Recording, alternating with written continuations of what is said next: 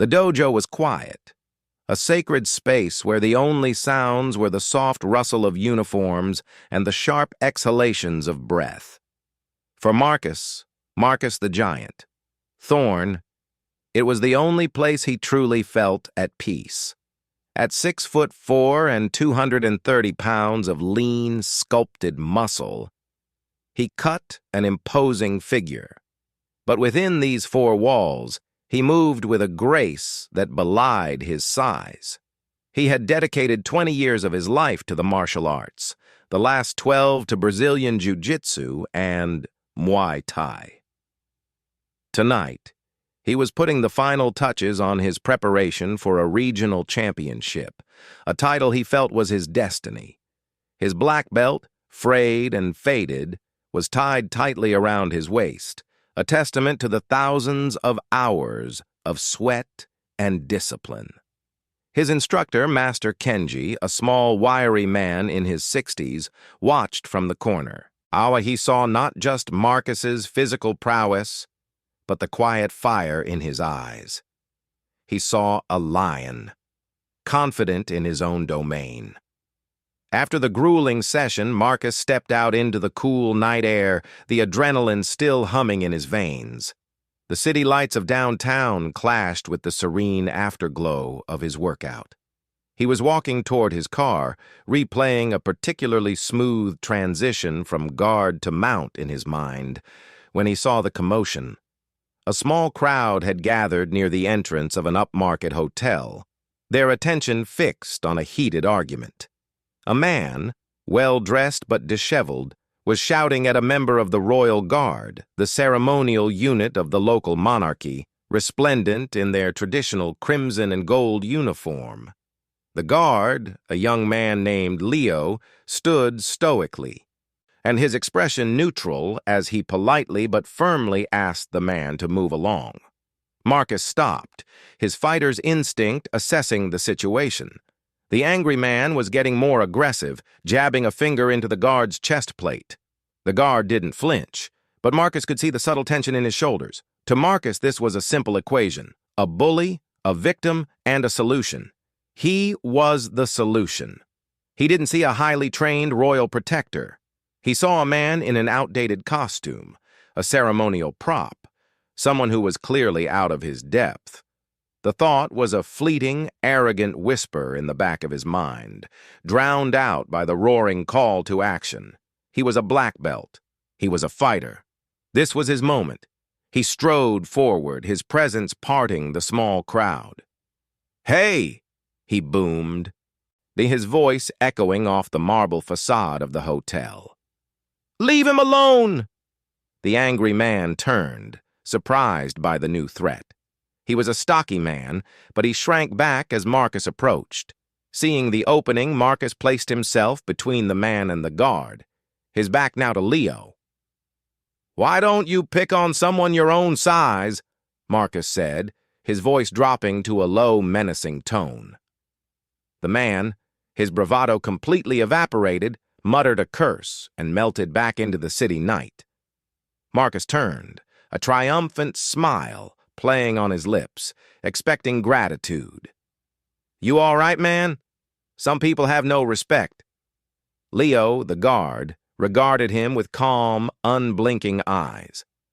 "I had the situation under control, sir," he said, his voice devoid of any emotion. "But I appreciate the intent." The words were polite, but they carried an undercurrent of something Marcus couldn't quite place. It wasn't gratitude, it was a quiet, professional dismissal. It pricked at Marcus's ego. He had just saved the guy. A simple "thank you" would have sufficed. Instead, he got a brush off. He felt a flicker of irritation. Who was this guy in the silly uniform to dismiss him? Marcus simply nodded, a tight smile on his face, and walked away, the satisfaction of his good deed now tainted by a strange sense of being undervalued.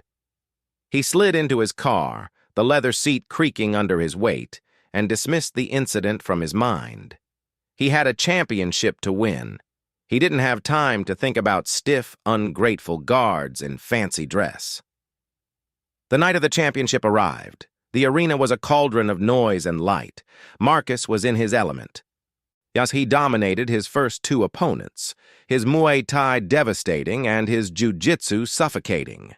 In the final, he faced a younger, faster opponent. The fight was a war. Marcus took hard shots, but he gave them back twice as hard.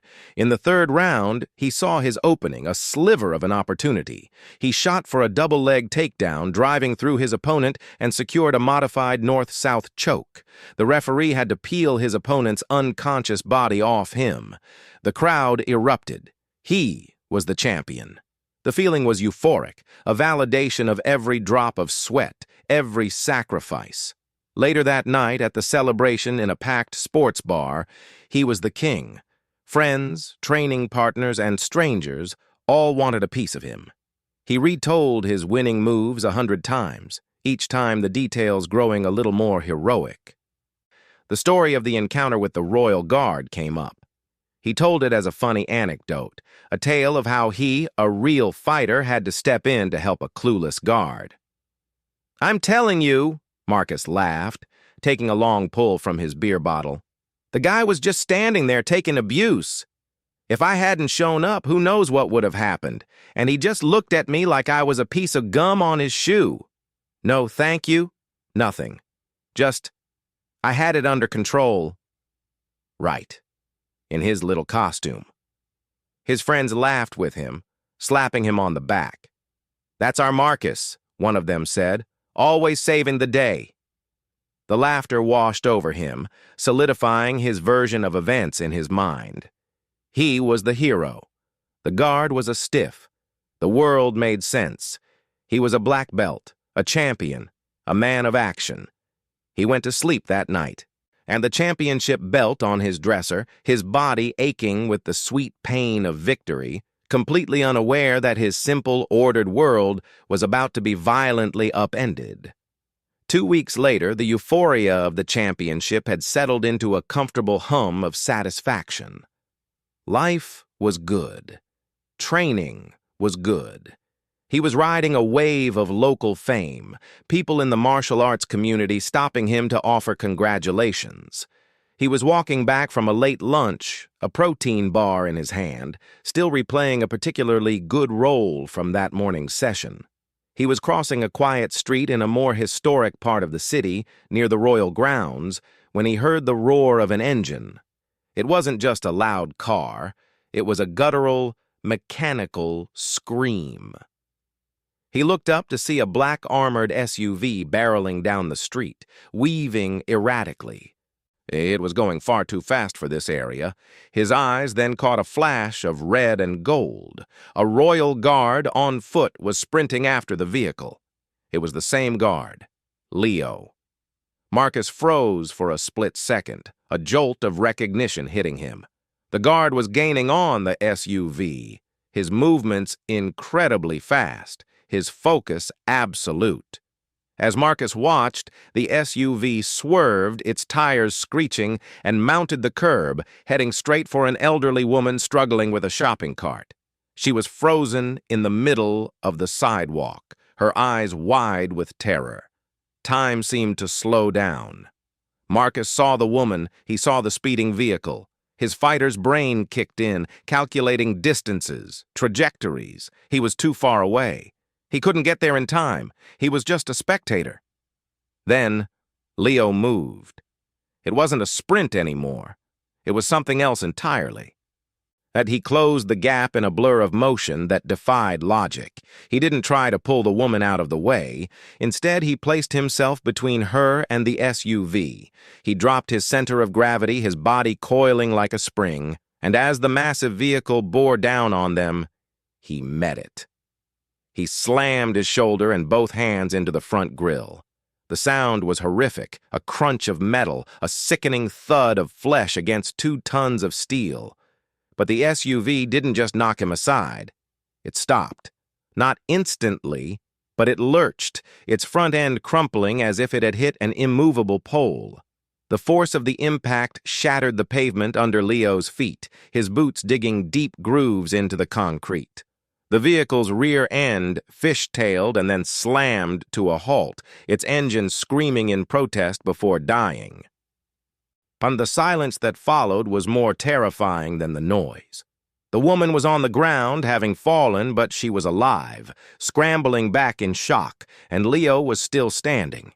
He was bent over, his breathing ragged, his uniform torn, blood seeping from a gash on his forehead. But he was standing. He slowly straightened up, his eyes not on the wrecked vehicle but scanning the area, his gaze finally landing on Marcus, who was rooted to the spot on the other side of the street. Their eyes met.